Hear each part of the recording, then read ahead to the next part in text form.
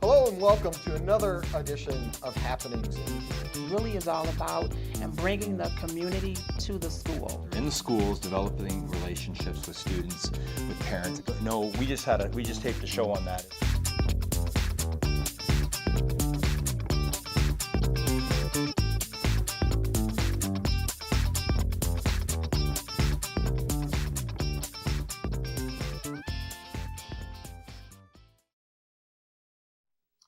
Welcome everyone to another edition of Happenings in the Dearborn Public Schools. I'm David Mustonen, Director of Communications for the Dearborn Public Schools. And joining me as always is our superintendent. I am just off my game here today. I didn't close the last show out right, and now I just can't get this one going. So Dr. Maleyko, take it away. Do we have to renegotiate your contract, or what's going on here? I don't know. We get that in an evaluation rating. Yeah, right, exactly. You always do great, David. So today we're going to talk about, even though I'm not having success opening this show, we are going to be talking about success in our district. Just like success, on the basketball court for U of M. University of Michigan going to the Final Four. Right? Yes, yeah, absolutely. That's exciting. Yeah. Unlike some other teams that aren't having so much success on the ice. The Red Wings, yes, unfortunately, and we're in a rebuild. And if you get out of the college ranks, I guess it'd be, what is our strongest team in Metro Detroit? Is it the Lions? I don't know if you realize. Well, it's just the potential. It's the potential, right? My favorite. Yeah. So when have we ever been able to say that? It's been a long time. So anyway, let's talk success. We're not rebuilding here, because we are continuously improving here in our district. And that continuous improvement has led to a lot of success. Mm-hmm. And we've got some experts here to talk to us today about some of that. So we have Shannon Peterson, Executive Director, and Chris Miner, Graduation Interventionist Specialist. And wanted to start out, Shannon, you've been in the district for many years, as I have been, and so has Mr. Miner. And a lot of things that we work on, one of the things we're proud of recently came out was the graduation rates. Again, there's different measures you look at, but our graduation rates went from 76% in 2011 now to 95%, the highest of all time in Dearborn schools. And I want to mention, too, that we haven't lowered the standard. We actually have more credits in Dearborn schools than the state minimum, so that we have a high standard here as well, partnering with the college and making sure that our kids go on to post-secondary opportunities. But what do you attribute some of that success to?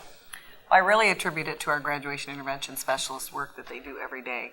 And that process started in about 2011.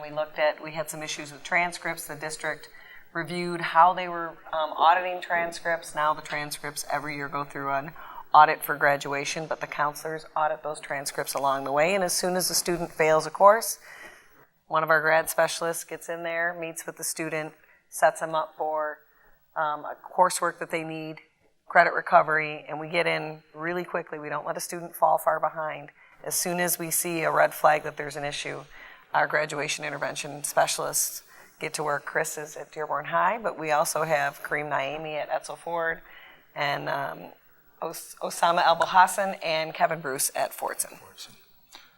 So, Chris, what are some of the things that you do on a daily or weekly basis, aligned with what Ms. Peterson was saying? A lot of what we do is looking at really the day-to-day experience of the student, and we're constantly looking for where there may be gaps or problems where a student is experiencing any kind of trouble.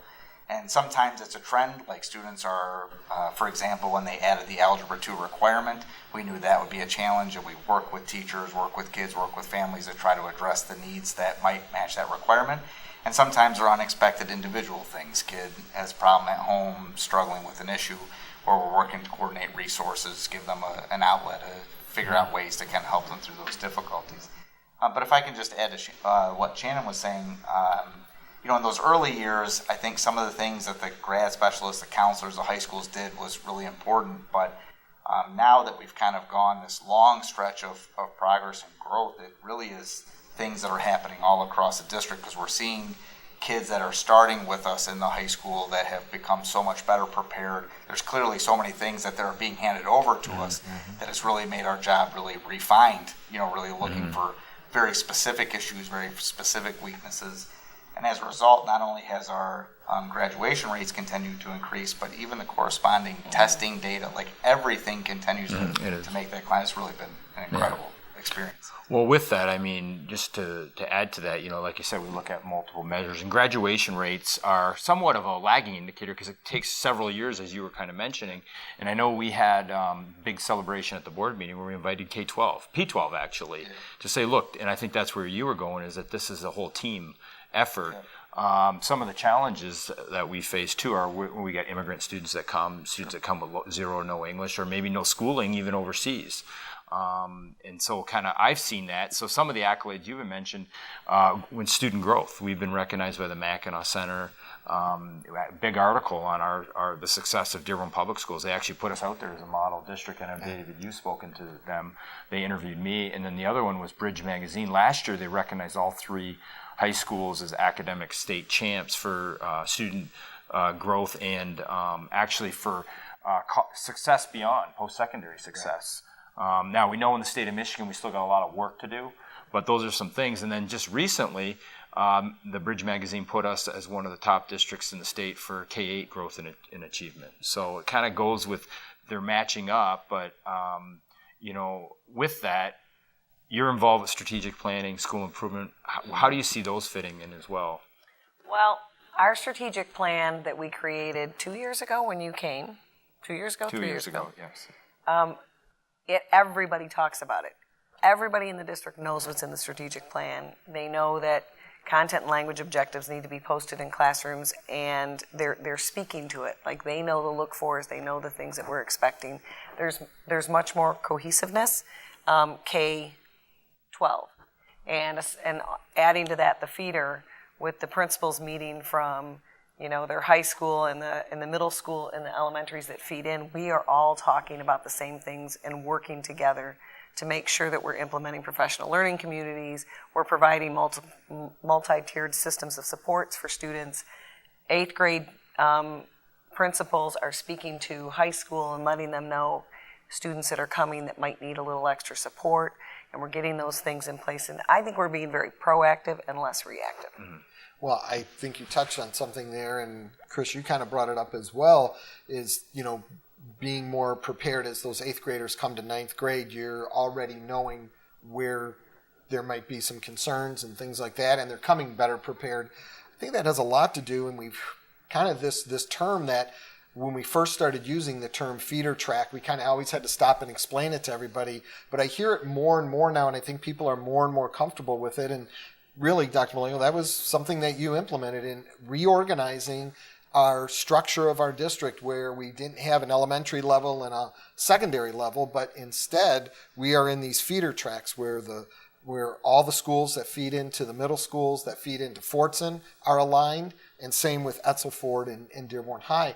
How much of an impact do you guys think that has had on improving just overall success in the district, that articulation between the elementary, middle, and high schools? Well, I can tell you that communication between the levels is very different from 7 or 8 years ago when I started in this position as compared to now. The information we get from middle schools and even elementaries, and the communication we have and addressing some of those needs, that happens at a much more consistent rate than it ever did in the past. And that's another one of those processes that I think takes time. Like, that's an investment that was made that we'll see more and more payoff as we go. But, the benefits there are gigantic. The more we refine that process, the more we focus on the problems that are a lot more difficult, to manage, because some of those other things are being addressed along the way. So I think we see evidence of its fruits already on a pretty consistent basis, but I feel like it will pay dividends for years to come. I also think our teachers have benefited from seeing instruction at a level they're not used to seeing. So the teachers are involved in the feeder process as well. So we will have high school teachers observing in elementary classrooms and vice versa, so that they also see the continuity, and it's been eye-opening. Sometimes people think it's easy to be in an elementary classroom or easy to be in a high school or middle school, and when you see in action a level different from yours, it's pretty eye-opening. And also seeing the connections that we've made. Feeders are using similar strategies, K-12. So a student is used to explaining and citing evidence in first grade, but they're also doing it in 12th grade. They're just doing it at a much higher level. Sure. And I'd say to go with that, it's very powerful when I've seen, and this is kind of where some of the idea came, and looked at some other districts, but saw that, look, we don't want to blame the elementary or blame the middle or blame, this is about working together. And we had some tough budget times too. That caught up with everywhere, in Michigan when we were losing resources. Now we're able to put some resources back. We have the Wayne County millage. And I think when you see the high school principal walking with the elementary school, for example, Mr. Casebolt at Salina in kindergarten and first grade, and then for school improvement, they're getting assigned to different buildings because we do the unannounced. We've had Miss Farage on the show a couple of times. And now you have teachers and administrators going in and participating in these school improvement visits. And what is that really? That's kind of our own internal accountability, but it's not to catch, it's really more of a share of knowledge. And that's that collaborative approach. I strongly believe that the research shows, and I believe in the philosophy of working together collaboratively. Mm-hmm. That's why you always see us together. That's why the executive team's together, principals working together as a team, and you're going to be, much more effective that way. And speaking of which, we just had another one, our advanced ed visit. So we talk about school improvement. We don't have the report yet, but we had a very positive from our accreditation group that came on February 14th. And I think that's also evolved. So you do have, and kind of with what you're saying, the feeder, school improvement, the graduation, and it seems like it's all kind of meshing together, and people are willing to work together from what I've seen. It kind of goes under that professional learning community umbrella that we've been implementing as well. So you kind of look at these positive things. I also think teachers they're okay with people coming into their classroom. And, I go into lots of classrooms all day long. Today, Dr. Chokel, Dr. Masalam, and I went into preschool, young fives, and kindergarten at William Ford just so that we could talk and see what we were seeing and make sure we were all on the same page. And nobody flinched. There wasn't a teacher that was worried. The kids are all willing to read to you. So they're getting used to people coming in and seeing the great things happening. And I think advanced ed also noticed that because this was the first time they instituted schools that they visited schools that they didn't tell us ahead of time. And it was no big deal to our teachers.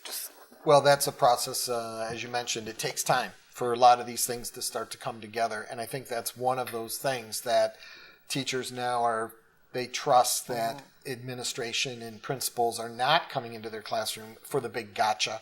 They are coming in there to observe what they're doing, to take those best practices that those teachers are doing and share them with other teachers. We've got a district full of experts here. And if we can glean that knowledge from them and share it with each other, that just makes our district stronger all the way around. Well, too, I think when you give them you've given them a mission about how do we help each kid get to their best possible outcome, everybody in the district is so motivated to do that. We have amazing teachers, secretaries, counselors. Everybody wants that so badly for our kids in our community that you start to see all those walls break down. Nobody cares who's in or around, or as long as everybody knows that's the mission, you see everybody just putting their heart into that. That's great. Good stuff. Yeah, real positive, and again, proud to be superintendent here. I know we like to have fun with the selfies and that with the students, but we spend a lot of time in school improvement visits, guiding instruction. I know Ms. Peterson does an outstanding job. I appreciate the work of Mr. Miner and all your team. I know you interact with the interventionist specialists and really our whole administrative team. It really does feel like a real positive philosophy, and the Board of Education is behind us. They are very supportive with the direction we're going in the district, and it's all coming together. And I think we still got improvements, though. Sure. We're not satisfied with where we're doing. We know we still have work to do for the sake of the students, but I appreciate the work both of you and the other executives and the entire cabinet. So it is a great place to be and a great place to work and a great place to make a difference for students. Outstanding. I don't think there's anything more I need to say. That wraps it up perfectly right there. Glenn, I had to always. bail you out. See, Remember how you said, See, I'm helping you out. I'm helping you out. Off my game today, so there's that teamwork once again coming through. One guy kind of down one day, the next guy picks him up. So that's great.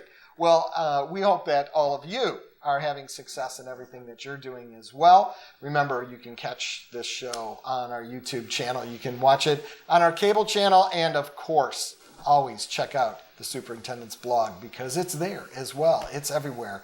It's a big district, and there's always a lot happening in the Dearborn Public Schools.